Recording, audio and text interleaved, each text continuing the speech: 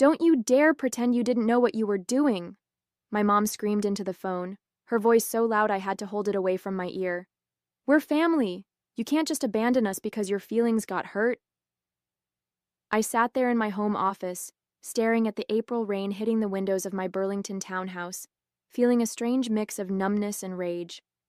Everything I thought I knew about my family had just crumbled before my eyes, all because of a simple text message my brother Kevin had accidentally sent to our family group chat instead of the secret one he shared with our parents. My name is Jordan Wright.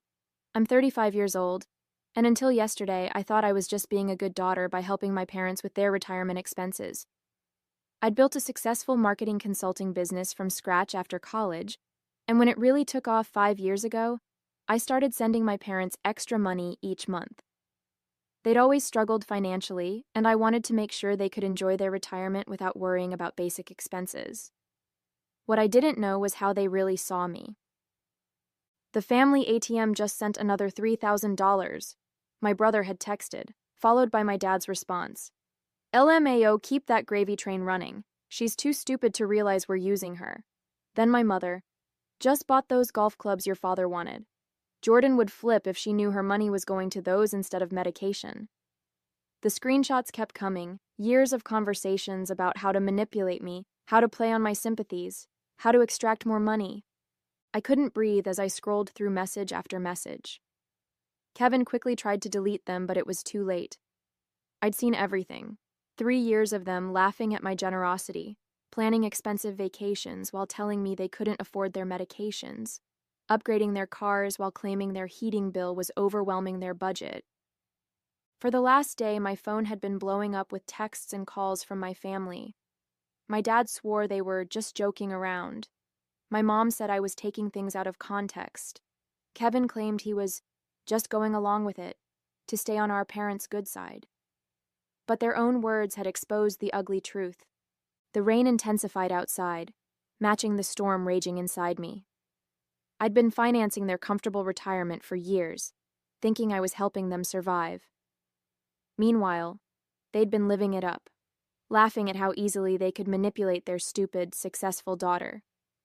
The betrayal cut deeper than I could have imagined. A sharp knock interrupted my thoughts. I crossed to the door, still clutching my phone, and looked through the peephole. Kevin stood on my porch, soaking wet, his expression pleading. I felt my jaw tighten. I wasn't ready for this conversation, but maybe it was time to hear what he had to say. After all, I had some things to say too. I opened the door but blocked the entrance. What do you want? Kevin looked miserable, rain dripping from his hair. Jordan, please. Can I come in? I can explain everything. Explain what? How you've all been laughing at me for years? I held up my phone, the screen still showing one of his texts. Just told Jordan Dad needs dental surgery. Ka-ching. It's not what it looks like, Kevin pleaded, his voice cracking. Mom and Dad, they started it and I just went along with it. So you were just following orders? Like some kind of financial Nazi? The words came out harsher than I'd intended, but I couldn't stop myself. I've been sending $3,000 every month, Kevin. That's $36,000 a year. For 5 years. Do you know what that adds up to? Kevin looked down. I know it's a lot. $180,000, Kevin. And that doesn't include the extra for Dad's supposed medical expenses or Mom's broken furnace last winter. I felt sick saying the words, remembering how I'd skipped a vacation to send them an extra $5,000 for a furnace that apparently never needed replacing. Look, they took it too far, I know, but they're getting older and they're 65, not 95. Dad's still golfing every weekend with his fancy new clubs that I paid for while thinking he needed medication. I was shouting now, not caring if the neighbors heard. Please, Jordan, they're freaking out. Dad's worried about his heart medication. I laughed bitterly. The medication that doesn't exist? Or the real medicine he actually needs that I've been paying for while you all blow the money on luxury items? Kevin's face crumpled. I messed up. I know that. But they really do need your help now. All those extras. They've gotten used to the lifestyle. They can't afford their mortgage without you. Their mortgage on the lakeside condo they bought last year while telling me they were struggling to pay rent on their modest apartment? I felt a strange calm settling over me. I think you should leave. Jordan, please.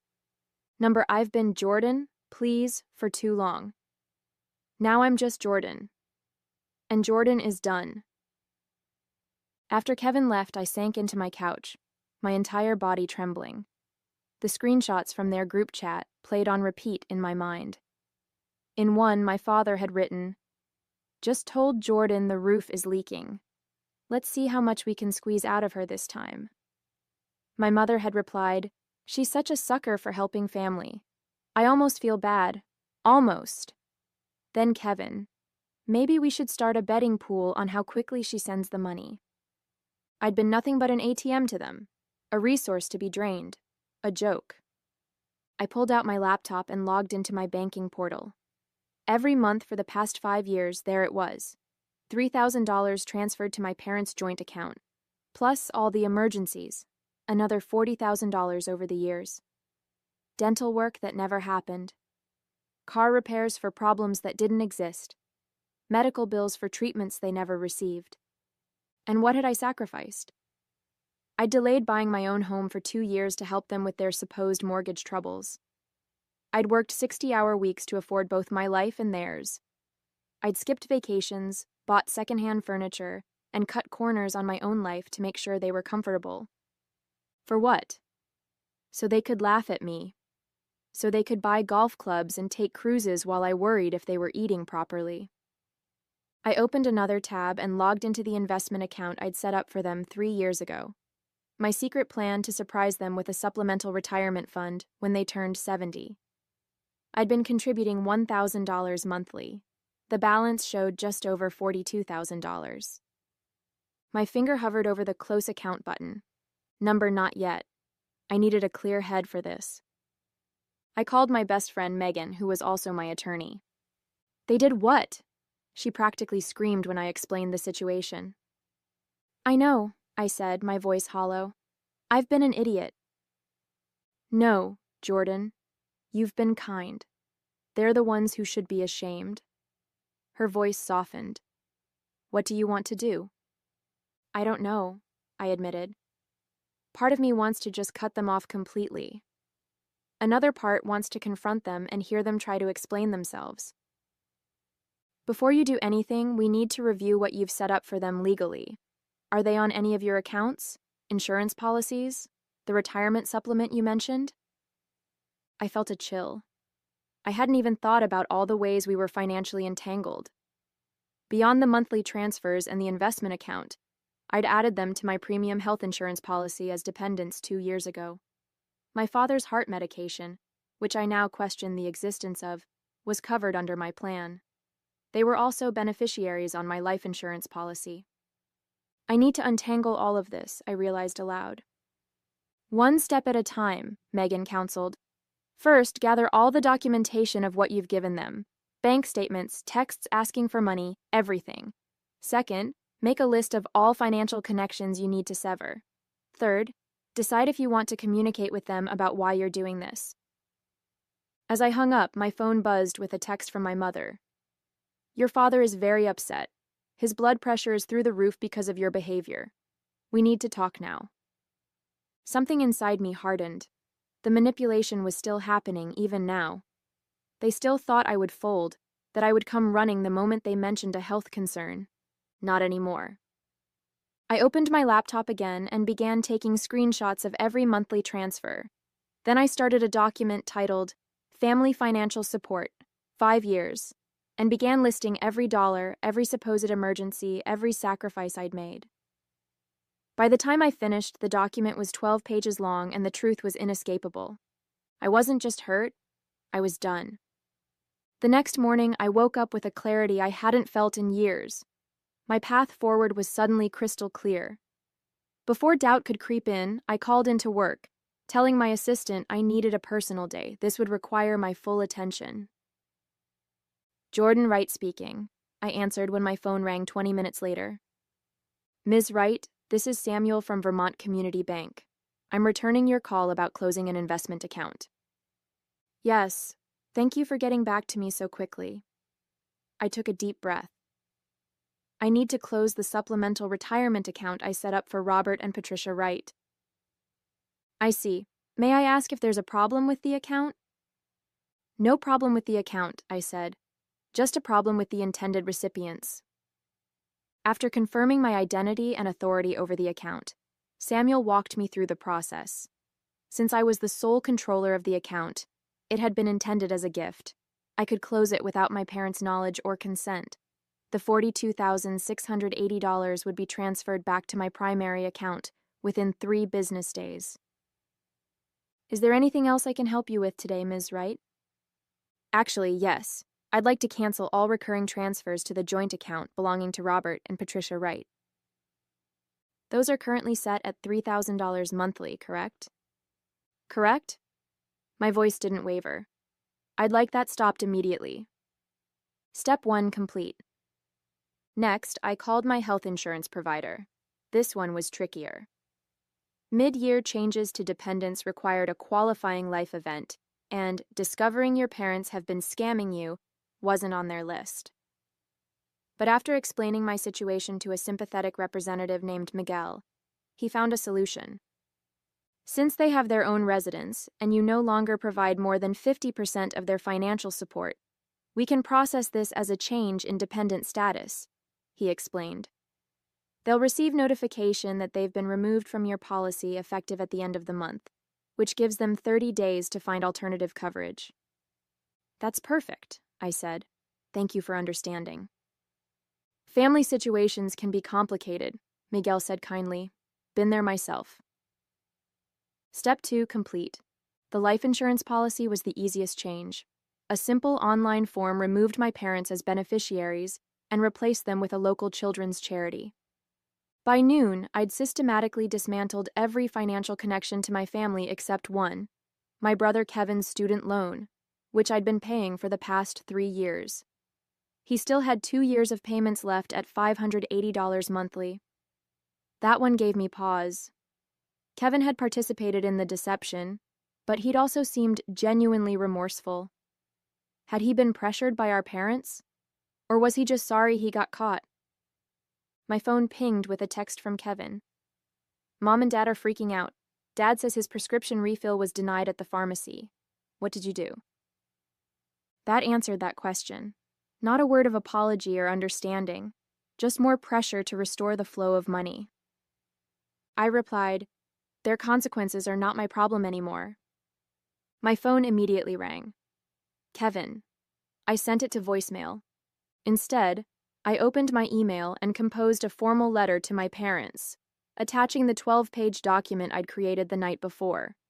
I titled it simply, Financial Support Provided, 2018 to 2023. The email read, Robert and Patricia, attached is a comprehensive accounting of the financial support I have provided over the past 5 years, totaling $221,865. This includes monthly transfers, emergency funds, medical expenses, and the supplemental retirement account I established for you. As of today, all recurring transfers have been stopped. You have been removed as dependents from my health insurance policy effective May 31st, and the retirement account has been closed. Your duplicity has been documented with screenshots of your own messages, revealing how you have systematically manipulated and deceived me while mocking my generosity. Do not contact me again unless it is to repay what you have taken under false pretenses. Jordan Wright.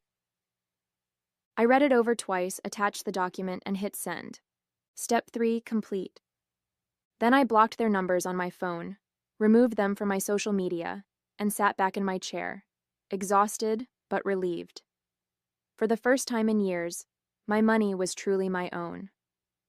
I managed 3 days of blessed silence before they found a way around my blocks. The doorbell rang at 8:30 p.m. while I was reviewing client proposals. Through the peephole, I saw my parents and Kevin standing on my porch, their faces a mixture of anger and panic. I didn't open the door. Instead, I called Megan. They're at my house, I whispered. as if they might hear me through the walls. "Do not let them in," she said firmly. "If they don't leave, call the police for trespassing." That feels extreme. Trust me, Jordan. Once they're inside, it'll be much harder to get them out, physically and emotionally. The doorbell rang again, followed by pounding. "Jordan," my father shouted. "We know you're in there. You can't just cut us off without talking to us." I sent a text to Kevin. "I have nothing to say. Please leave or I'll call the police." Through the peephole, I watched Kevin check his phone, show it to my parents, and then have what appeared to be a heated discussion. My mother seemed to be crying, while my father's face had turned an alarming shade of red. Eventually, they left, but not before my father shouted, "You're going to regret this, Jordan. We're family. You can't just abandon us." The irony of him using the word abandon wasn't lost on me. They'd abandoned any pretense of loving me years ago, seeing me only as a resource to exploit. The next morning, the emails started. My mother wrote a lengthy guilt trip about my father's health declining without his medication. My father sent a terse message demanding I stop this childish behavior immediately. Kevin pleaded that our parents couldn't afford their mortgage payment without my help. I forwarded each one to Megan without responding to them. 3 days later, I received a certified letter from my parents. Inside was a handwritten note from my mother. "Jordan, we don't understand why you're punishing us like this. Yes, we made some jokes in poor taste, but that's what families do.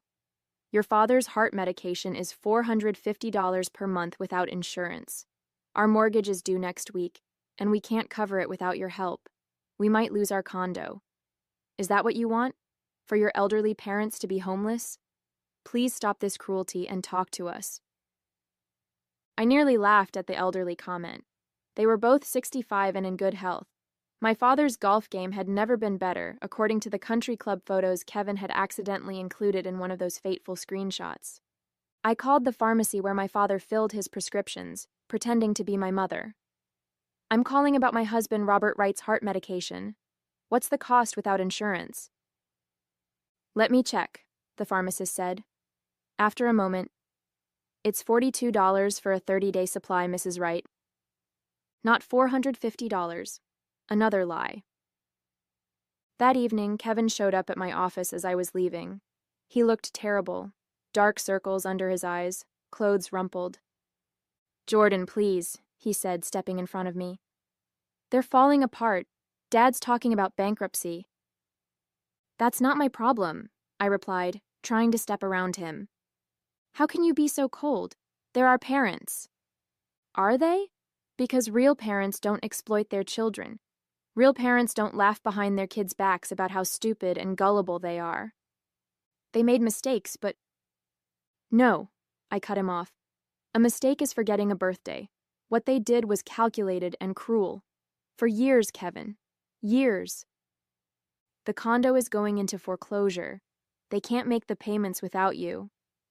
I felt a momentary pang of guilt, but then remembered a screenshot.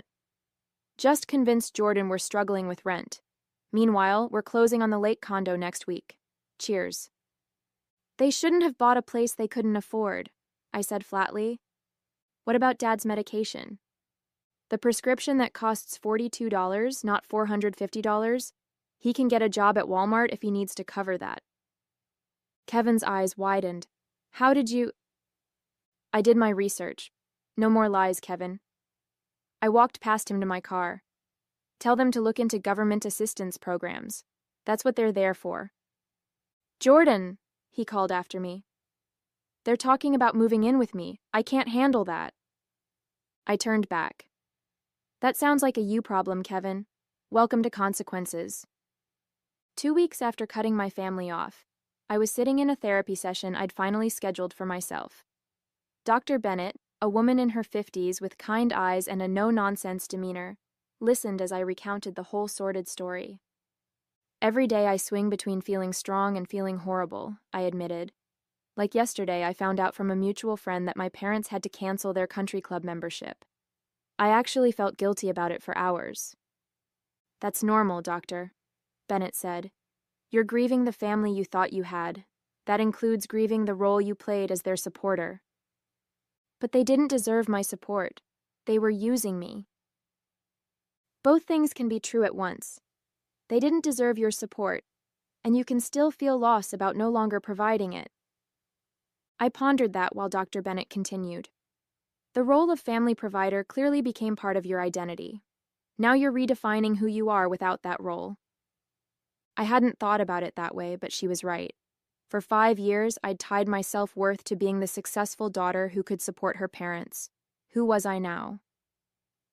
As I was leaving my session, I received an unexpected call from my Uncle Pete, my father's brother who lived across the country in Oregon. We weren't close, but I answered out of curiosity. Jordan? It's your Uncle Pete. I just got a strange call from your father asking if he and your mother could come live with us for a while. He said you'd cut them off financially and they were about to lose their home. Is that true? I sighed. It's complicated, Uncle Pete. I figured. Your dad has always had a talent for selective storytelling. His tone was dry. Want to tell me your side? So I did, explaining everything from the screenshots to the lies about medical expenses. When I finished, there was a long silence. I'm not surprised, he finally said. Your father tried to pull similar stunts with me years ago. It's why we're not close. I refused to fund his lifestyle. You knew? I felt a wave of betrayal all over again. Why didn't you warn me? Would you have believed me? They had you convinced they were struggling and you were their hero. Sometimes people have to discover the truth themselves. He was right. I wouldn't have believed him. For what it's worth, he added, I told your father I wouldn't take them in. I suggested they downsize and live within their means. He hung up on me. After we disconnected, I felt strangely validated. I wasn't crazy for cutting them off. I wasn't a horrible daughter. I was just the latest target of their manipulation, and I'd finally wised up. That evening, I received a text from Kevin from a new number. Mom and Dad are moving into my spare room next week. They're selling the condo. Dad's furious about it. I can't believe this is happening. I didn't respond. 3 days later, another text. The condo is on the market. Dad's car got repossessed yesterday. This is getting really bad. I almost texted back, almost asked if they needed help with moving expenses. But then I remembered a particular screenshot where Kevin had written, Jordan just asked if Dad was doing okay after his doctor's appointment, for the heart issue that doesn't exist. Ha ha ha ha ha ha. They'd made their choices. Now they were living with the consequences. Week 3 brought an email from a name I didn't recognize. The subject line, Message from your parents. Apparently, they'd enlisted a family friend to reach out since I'd blocked them everywhere. The message detailed how they'd been forced to sell most of their furniture, how my father's health was deteriorating from the stress, and how they'd had to apply for food stamps, something my proud father considered humiliating. The email concluded, they just want a chance to talk to you, to explain and apologize. I considered it for all of 5 seconds before hitting delete. Their idea of an apology would be whatever they thought might turn the money faucet back on. I was done being manipulated, done being their ATM. For the first time in years, my money was going toward my future, not their pretend emergencies. The guilt was fading, replaced by something unexpected. Freedom. 6 months after I'd cut off all contact, I arrived home from a business trip to find my parents sitting on my porch steps. My father had lost weight, and my mother's carefully maintained highlights had grown out, revealing gray roots. They were both wearing clothes I didn't recognize, cheaper looking than their usual attire. My instinct was to turn around and drive away. But Dr. Bennett and I had discussed this possibility in therapy. I was stronger now. I could face them without being manipulated. I parked in the driveway and approached slowly, my heart pounding. What are you doing here? Jordan, my mother's voice cracked. Please, we just want to talk. We've learned our lesson, my father added. These past months have been hell. I unlocked my door. You have 5 minutes. Inside, they perched awkwardly on my couch while I remained standing, arms crossed. We're sorry, my mother began. We never should have taken advantage of your generosity. My father nodded. We've lost everything, the condo, the car, our savings. We had to move in with Kevin, and his place is so small. Your mother has to sleep on a pull-out couch. The country club revoked our membership, my mother added. All our friends there. They don't call anymore. My medication costs have been terrible without your insurance, my father continued. Medicare doesn't cover everything. I listened to them list everything they'd lost, waiting for an actual apology. It never came. There was no, "We're sorry we hurt you," or "We were wrong to mock you." Just a catalog of their hardships and implied blame that I had caused them. Is that it? I asked when they finally fell silent. We want to make things right, my mother said. We've really suffered, Jordan. We've learned our lesson. What lesson would that be? They exchanged glances. That we shouldn't have taken you for granted, my father finally said. Translation. They should have been more careful about getting caught. No, I said softly. You haven't learned anything. What do you mean? My mother asked, her voice rising slightly. We came all this way to apologize. No, you came all this way to tell me how much you've suffered without my money. Not once have you acknowledged how your betrayal made me feel. We said we're sorry, my father protested. For getting caught, maybe. Not for what you did. I took a deep breath. In the past 6 months, I've thought a lot about what a healthy family looks like. It's not this. It's not treating your child like an ATM and mocking her behind her back. My mother's face hardened. So you're just going to keep punishing us? Over a few jokes? This isn't punishment. This is me protecting myself from people who've shown they don't have my best interests at heart. We're your parents, my father said, as if that explained everything. And I was your daughter, not your personal bank. I moved toward the door, opening it. I wish you well, I really do. I hope you find a way to live comfortably within your means, but I can't be part of your lives anymore. You can't mean that, my mother whispered, tears forming.